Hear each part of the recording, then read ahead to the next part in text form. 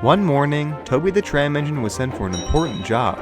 He'd been told to help with repairing the Great Waterton tramway and would bring workmen in to work alongside the pack. He and his coach, Henrietta, didn't mind these jobs, as they did it all the time on the quarry on Thomas's branch line. As Toby arrived at the station, Stanley was there to greet him. "Hello, Toby. Ready for another day's work?" "Absolutely," smiled Toby. "It is quite nice to work on a tramway again. Reminds me of the good old days." "So you just came to relive some memories, eh?" "Oh, don't worry about that. Henrietta will make sure I stay focused." "Oh, Toby, we just need to make a good impression is all. And we'll be very happy to." "We will indeed." "Well, that's splendid to hear. Shall we get to it then?" "Gladly." As Toby said hello to Jack and Ned, a thought crossed his smokebox. "Do you know if they have a tram to run the line yet?" "Not that I'm aware of." "We've all been busy doing fixes. They haven't had much time to think about other engines." "Well, hopefully they'll find one soon." Jack grew confused. "Toby, why don't you run the line? You're a tramp." "Oh, I'm much too old to be running a line on my own. I've served my time. It's time for a new engine to get it turned. That is, if they ever get one." "Oh, don't worry yourself, Toby," Henrietta replied warmly. "You know that as soon as we're gone, they'll be dying to get a new tram. They won't have to wait a day." "I suppose, but there aren't many trams left on the mainland anymore. None that would work for these rails anyway." Toby's concern only grew throughout the day. That was, until it was time to leave. He heard something strange. "Help! Anyone? Help!" "Goodness gracious! What's wrong, Henrietta?" "What do you mean, what's wrong? Didn't one of the workmen yell for help? Not that I heard." "We'll check, just to be safe," said his driver. The crew made sure everyone was all right. Nobody on board had heard a sound. "Well, Toby, nobody seems to have heard anything." "Oh, Toby, you should know better than to listen to the whispers of the wind." But Toby knew what he had heard. He told Stanley that night in the sheds. "It was high-pitched, almost like an echo. Nobody else seemed to notice a thing, but I know what I heard." "That's funny. I heard a story about an echoing voice. Maybe it's that?" "Oh, what's the story?" "It's about an engine that was forgotten in an old shed. It wails for help, hoping someone will notice." "Are you sure you aren't confusing it with the legend of Duke?" "The legend of who?" "Never mind," said Toby, and he drifted off to sleep, though he couldn't stop thinking about the voice. The next morning, Toby was up bright and early. Their next job was demolishing an old shed and beginning to build a brand new one. This took Toby's mind off the shriek.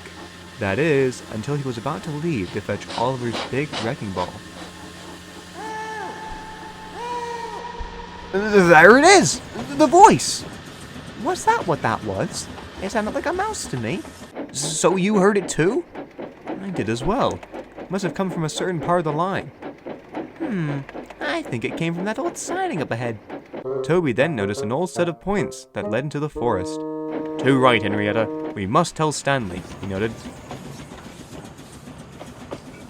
"Ah, yes. I know exactly what you're talking about," said Stanley when the others came to meet him. "We haven't inspected that part of the line yet, as the town's restoration has been top priority. I didn't realize there was someone there." "Well, whoever it is, we need to rescue them." "We shall, but we'll do it late at night. Work still needs to be done, you know." And so, that night, Toby and Stanley, alongside Henrietta and a works train, marched along to the set of points. Trevor the traction engine came too, as he could be a big help for clearing debris. Once the driver flipped the switch, the cavalcade puffed down the old rickety line. They pushed through branches and brush, and the bumps on the rails bounced them around, but they pressed on.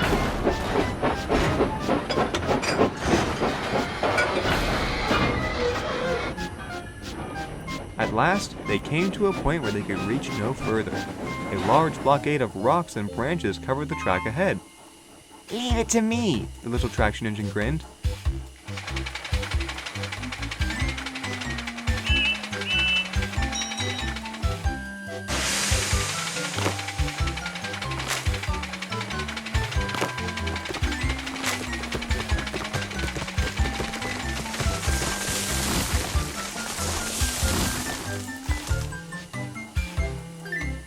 Soon, Trevor had pulled most of the debris away. All that was left was a big boulder. I don't think I'm strong enough to hold this. Maybe we can push it. Oh, come now. That rock is too big for that. You'll damage yourself. I suppose we'll have to head back then. Wait! I have an idea! Exclaimed Toby in realization. There's a machine at the quarry. Henrietta and I speak to him sometimes. He could help clear the way. Oh, yes, of course. Come on, old boy. Let's hurry. Toby raced off to collect the machinery. Everyone else waited eagerly for his return. It wasn't long until they heard a strange sound. Hold on. What's that? Is Toby's boiler about to burst? No, silly. They're here. Toby pulled up with a red machine with 2 big arms. What's up, dudes? He said casually. Who are you? Stanley asked in amazement. I'm Thumper, man, and I'm here to help. I heard there was something for me to get through. Well, we've been struggling with this blockade. Rock on! Let's do this! So Thumper swiftly pushed through using his arms. He moved as hard as he could. At last, he was able to get through. The caravan gasped. They could finally see what was ahead of them for the first time. This is rad! It's just an old shed. Not just an old shed. Look at the sign. It's from the tramway. Everyone watched on in anticipation. The drivers slowly opened the door. Well, bless my bell. It's a tram engine. The little tram opened a sleepy eye. Then the other shot open in shock. Could it be? You've come to help me? Indeed. We heard your cries from the tramway, and we knew we had to help. Wait, the tramway? It's back? Yep, and so is Great Waterton. But it wouldn't be without Toby. He's the one who heard your shriek in the first place. My, I haven't seen another tram engine since the good old days. Toby laughed. Tell me, who are you? And what are you doing in this old shed? My name is Flora, and I worked on the mainland for years. But then we hit hard times. Lucky for me, the Great Waterton Tramway Company bought me, and I was saved. For decades, I carried my beautiful coach up and down the line. Oh, I had so many wonderful friends, too. That is, until we hit hard times. Nobody bought me, and I was good for scrap. So I was tucked in this little shed. I don't know how long it's been now. I lost count of the days when my driver stopped visiting. Well, it's a pleasure to meet you and hear your story. You'll certainly be a welcome addition to the new tramway once more. I'll be sure to ask Jem Cole to help with your repairs. Flora smiled, and the caravan cheered. Soon, Flora was polished and restored, and she looked wonderful. The tramway company was able to use the funds they set aside on buying a new tram, and bought Flora a lovely new coach instead. With a little guidance from Toby, Flora settled back into working life, and is now a friendly sight amongst the people of Great Waterton. She takes passengers around town and trucks up goods to the businesses along the tramway.